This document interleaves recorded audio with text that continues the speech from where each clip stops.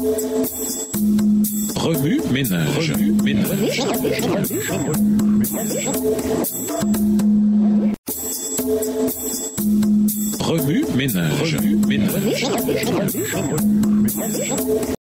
Bienvenue dans votre émission. Remue ménage. Nous voilà à la leçon 8, l'expérience du pardon. Lisons Matthieu, le chapitre 18. Matthieu, le chapitre 18. En ce moment, les disciples s'approchèrent de Jésus et dirent : Qui donc est le plus grand dans le royaume des cieux ? Jésus, ayant appelé un petit enfant, le plaça au milieu d'eux et dit : Je vous le dis en vérité, si vous ne vous convertissez et si vous ne devenez comme les petits enfants, vous n'entrerez pas dans le royaume des cieux. C'est pourquoi quiconque se rendra humble comme ce petit enfant sera le plus grand dans le royaume des cieux. Et quiconque reçoit en mon nom un petit enfant comme celui-ci me reçoit moi-même. Verset 6. Mais si quelqu'un scandalisait un de ces petits qui croient en moi, il vaudrait mieux pour lui qu'on suspendît à son cou une meule de moulin et qu'on le jetât au fond de la mer. Malheur au monde à cause des scandales, car il est nécessaire qu'il arrive des scandales. Mais malheur à l'homme par qui le scandale arrive. Si ta main ou ton pied est pour toi une occasion de chute, coupe-les et jette-les loin de toi. Mieux vaut pour toi entrer dans la vie boiteux ou manchot que d'avoir 2 pieds ou 2 mains et d'être jeté dans le feu éternel. Et si ton œil est pour toi une occasion de chute, arrache-le et jette-le loin de toi. Mieux vaut pour toi entrer dans la vie n'ayant qu'un œil que d'avoir 2 yeux et d'être jeté dans le feu de la géhenne. Gardez-vous de mépriser un seul de ces petits, car je vous dis que leurs anges dans les cieux voient continuellement la face de mon Père qui est dans les cieux. Verset 11. Car le Fils de l'homme est venu sauver ceux qui étaient perdus. Que vous en semble ? Si un homme a 100 brebis et que l'une d'elles s'égare, ne laisse-t-il pas les 99 autres sur les montagnes pour aller chercher celle qui s'est égarée ? Et s'il la trouve, je vous le dis en vérité, elle lui cause plus de joie que les 99 qui ne se sont pas égarés. De même, ce n'est pas la volonté de votre Père qui est dans les cieux qu'il se perde un seul de ses petits. Si ton frère a péché, va et reprends-le entre toi et lui seul. S'il écoute, tu as gagné ton frère. Verset 16. Mais s'il ne t'écoute pas, prends avec toi 1 ou 2 personnes, afin que toute l'affaire se règle sur la déclaration de 2 ou 3 témoins. S'il refuse de les écouter, dis-le à l'Église. Et s'il refuse aussi d'écouter l'Église, qu'il soit pour toi comme un païen et un publicain.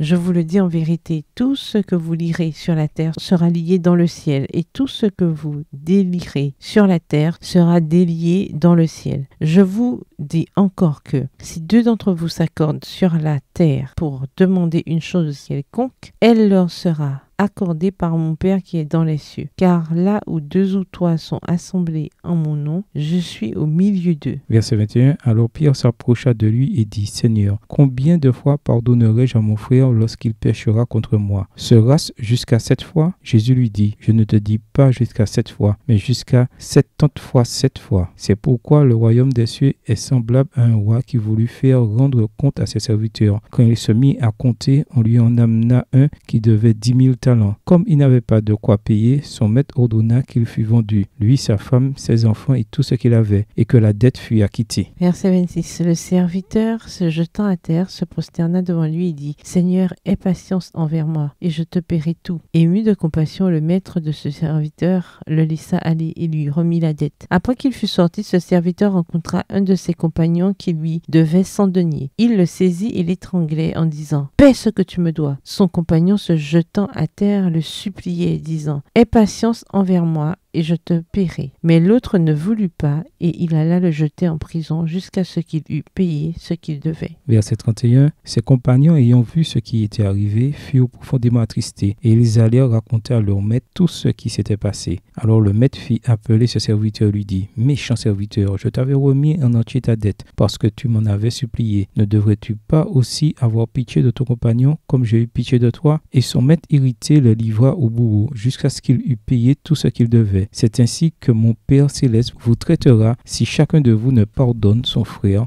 de tout son cœur. Introduire, guérir par le pardon. Il y a quelques années, un homme qui souffrait de fibromyalgie et d'hypertension est venu me consulter. Au cours de notre conversation, il m'a dit qu'il avait du mal à pardonner à un membre de sa famille. En fait, chaque fois qu'il pensait à lui, sa tension artérielle augmentait et il ressentait des douleurs et des malaises dans tout le corps. Son médecin lui avait prescrit des médicaments pour sa tension artérielle et sa fibromyalgie. De mon côté, je lui ai prescrit le pardon en lui expliquant que l'amygdale dans son cerveau pouvait amener les glandes surrénales à libérer de l'adrénaline et du cortisol dans son sang, ce qui pourrait à son tour provoquer ces problèmes de fibromyalgie et de tension artérielle. 4 mois après qu'il eut fait un effort conscient pour travailler sur son problème de pardon, son médecin a diminué ses médicaments. En l'espace de 8 mois, il n'a plus eu besoin de prendre de médicaments. C'est là la puissance du pardon en action. Non seulement il s'est senti mieux physiquement, émotionnellement et spirituellement, mais mieux encore, il s'est réconcilié avec son frère. S'accrocher à des sentiments amers induit un stress chronique qui peut être associé à l'hypertension artérielle, aux maladies cardiovasculaires ainsi qu'à d'autres problèmes de santé dévastateurs. L'amertume et le ressentiment font partie des forteresses les plus efficaces de Satan. Tout le monde un jour ou l'autre a été blessé par quelqu'un. Lorsque nous refusons de pardonner, nous devenons emprisonnés et tourmentés par notre passé. Le chrétien qui a été maltraité ou lésé d'une manière ou d'une autre doit, avec l'aide du Christ, apprendre à pardonner. Plus facile à dire qu'à faire, me direz-vous. Certes, mais c'est essentiel pour obtenir la vraie liberté. Cette semaine, nous verrons comment fonctionne le pardon. Nous verrons aussi comment être libérés de nos blessures passées pour faire l'expérience d'une vie débordante de joie grâce à la puissance du Saint-Esprit habitant dans notre cœur. Veuillez noter que ce guide d'études bibliques est destiné uniquement à l'accompagnement spirituel. Par conséquent, il ne doit pas être considéré comme un substitut à un traitement professionnel de la santé mentale. Remue Ménage, lisez Matthieu 18 à partir de la version biblique de votre choix. Écrivez Matthieu 18, les versets 21 à 22. Vous pouvez aussi paraphraser ce chapitre avec vos propres mots, en tracer les grandes lignes ou en faire une carte heuristique. Au revoir. Et à demain si Dieu veut.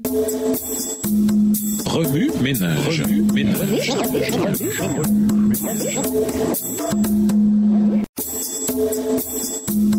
Remue ménage. Remue ménage.